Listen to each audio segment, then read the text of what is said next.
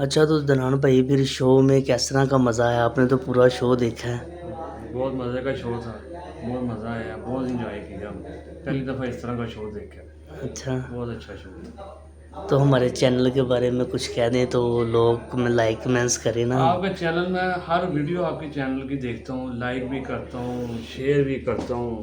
और आपकी चैनल के बारे में यही है कि इंशाल्लाह बहुत जल्द चैनल आपका जो है ना जा रहा है बुलंदियों की तरफ।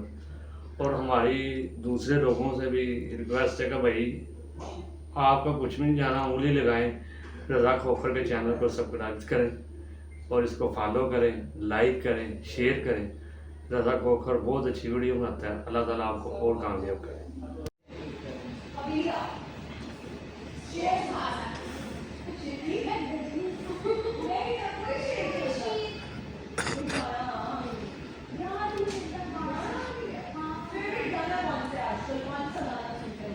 Just I will hit the shot पे। गाइस ये आज हमारे शो में बहुत अच्छे गेस्ट आए हुए हैं।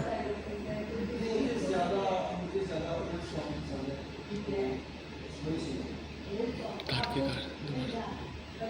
नहीं नहीं सही बारी काट के दोबारा बना ऐसे करो।